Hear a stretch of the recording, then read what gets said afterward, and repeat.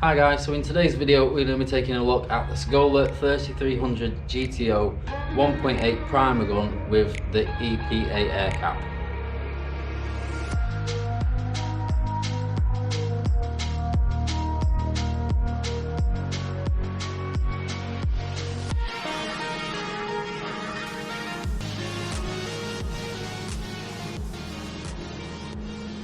So the Sagola 3300 GTO 1.8 primer gun with the EPA air cap is what we're going to be taking a look at today. Now, I really did enjoy using the Sagola 3300 GTO car. So when our sponsors got in touch from PMP Supplies and asked me if I would like to give one of the primer guns a try, I was very interested because I really did like the Sagola 3300 GTO in the model that I had it the first time. And if you take a look at the top right hand corner of the screen, I will leave a link to my original review on that spray gun. Now, the 1.8 primer gun, again, it's the same body, so it's an extremely well made gun. It's a nice sort of price range, but I suppose sort of like price and primer guns I will touch on first. So for me, in the past, primer guns have been the FLG 5 in a 1.8 and the Iwata AZ3 HTES in a 1.8. So the FLG 5 for me in a 1.8 was kind of like, you know, a good price range gun, a gun that was from a decent manufacturer and that was going to last. But I found that after some time it did sort of lag compared to some of the other guns that I've used along the years, and it wasn't that the build quality wasn't great. It just, I found that for something like primer, you know, it didn't push it out well enough. I was having to really crank the pressure up or add quite a bit of reducer or thinners to the primer, and then I was losing a little bit of the build. So for a starter gun at sort of like £100 for primer, it was okay. And then we moved up to the Iwata AZ3 HTES in a 1.8, which again was a little bit more money, but it was a little bit better in the way that it sprayed. I had to add a little bit less reducer, but at the time we were also using a thinner high build than we are today. Today we use the Roberlo HS multi-filler high build primer, and I have to say it is a really good high quality primer, but at the same time it is very thick. So when I put that through the Iwata, it would struggle a little bit unless I thinned it down a touch. But with the Iwata being better than the DeVilbiss, you know, I was quite happy to rock along with my Iwata, and have done for around about 12 months or more. And you'll see in the review that I did on that Iwata, you know, it is a really good gun and I really did enjoy using it. However, I'd say it wasn't until I started spraying with this that I realised just what you really could get from a primer gun. Now, for me, when I think of a budget and I want to go and buy a spray gun, I'm looking at spending a budget on a clear coat or a base coat gun, and I'd rather save a little bit of money on the primer gun, because I think I'm not going to save that much material, I'm not going to save that much time, you know, so I'll spend it on a clear gun or a base coat gun instead of buying a slightly more expensive primer gun.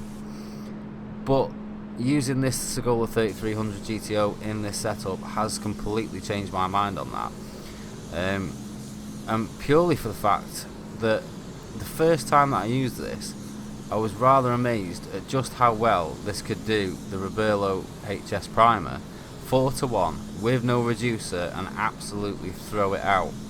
And I'm not running the pressure high on it, I'm running the pressure around about 20 to 25 psi, and it would put down a really good thick build with low overspray and really good transfer efficiency.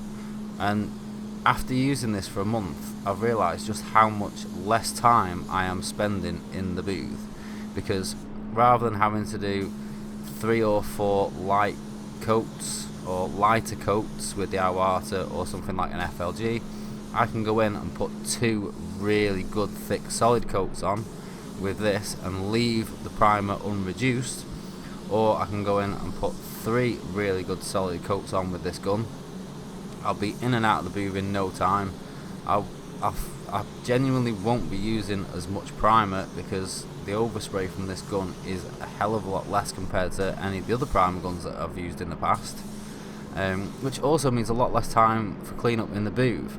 For you guys that maybe like myself that do a lot of big jobs like this where you're going to be putting a lot of primer down on the car, you will know that your booth floor will soon get really messy with a lot of primer overspray.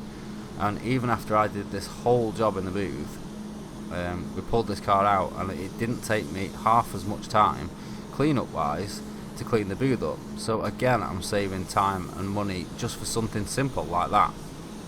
The other aspect to it was that because I'm not adding extra reducer into my primer to get it to flow out the spray gun better, then my bake times are reduced a little bit because I've got less solvents and less cure time on the primer itself. Also, because I am just putting down really a solid coat of primer rather than putting reducer in it, I find that when it comes off bake it's a lot harder and it's set a lot better and it's cured through a lot better than it would have if I'd used one of the other guns and had to put that little bit of reducer in there. Now, I used 3 solid full wet coats on this car. It is a track car, but it's for a good customer's friend of ours who wanted to have it tidied up. But at the same time, they haven't got the budget to, be having this spray filled and have a concourse paint job on it. So I've just put 3 really good full solid coats of high build over these panels, and then I was able to block these out with a 180, a 320, and then DA them with a P500 ready for paint with, I'd say, minimum of rub throughs. There were rub throughs because we've gone to town so much with blocking it out, but there was a lot less rub throughs than I would have done if I'd put 3 coats on with the Iwata or 3 coats on with the FLG. And as you can see, speed wise this thing is running really well. Now at the moment I'm running this with a full fan. I'm running it between 20 to 25 psi and I'm running full fluid on it. I'm just letting that fluid all the way out and I'm just absolutely smashing this on. I've also found that even though I'm putting the primer on a lot heavier with this gun, I'm getting a lot less in the way of runs and everything because I am just putting down the mixed primer. I'm not putting down a reduced mix, so it's going down a lot better. It's flashing off a lot nicer. It's sitting on the panel a lot better and a lot thicker with a lot better build. And just genuinely, I have found this gun a really, really nice gun to prime with. Now, as I said, in the past, I would have looked at a primer gun of this sort of money because I think the retail price on this spray gun from our sponsors at PMP Supplies currently is £279. However, you do also get the free Sagola gauge, and the Sagola gauges are absolutely bulletproof. You can wash them in thinners and they don't mess up. They're brilliant. And the gauge alone is worth £75. So that makes this gun in effect £200, and you get one of the best gauges that you could buy on the market along with the spray gun. Now, not only that, but at the moment they've obviously got the 25% off sale until the end of March, so you could get one of these guns at the moment for an absolute steal. And as I said, in the past, spending say £200 or £300 on a primer gun, I kind of thought to myself that I wouldn't be getting the benefit out of it. But after trying this, genuinely I really wish that I'd got a gun like this a lot sooner, because it's saving me a lot of time. For me, it's actually improved my primer work a lot. I'm spending a lot less time in the booth. I'm getting my jobs with a lot better build, a lot quicker, a lot easier. It's speeding my day up, and I'm finding that I'm enjoying, going in there and just doing this little bit of primer work, whereas I used to think, oh, I've got to go in the booth now and do a lot of primer work, and it's just wasted time. Whereas I can get in now, I can get straight in there, get it done, get out, get it on bake, and get working on the job as soon as it comes off bake. And for me, that's one thing, improving the tooling also improves the ease of your job as well. It's not just about having the best primer gun or the best clear coat gun. The better the gun that you've got, the better the job that you can put out in every single stage, and the better the final job that you end up with. And this gun so far, I wish I'd had something like this when I did the Mustang respray, because we ended up priming that twice, priming it the first time, blocking it out and priming it again. And if you're like me and you do quite a few restoration jobs where you're using a lot of primer, this is really going to speed your week up. You've got a really big fan, you've got a really good flow on this gun, and you don't have to put a reduced mix of primer down. You can put a really good solid, real good build coat of high build down when you're doing the job. And for me, that is key. I want to get in when we've got a repair, I want to put 2-3 good thick coats on, get out of the booth, and know that when that's baked off I can get to it and block it, and I've got a nice build there without having to reprime it. So for me, using a gun like this, it's definitely improved my workflow and improved our primer work. So you know, getting this has enabled us to improve another step in the shop that I wouldn't say was lacking before, but it's just another area that we didn't think, you know, would need, or that we could improve on.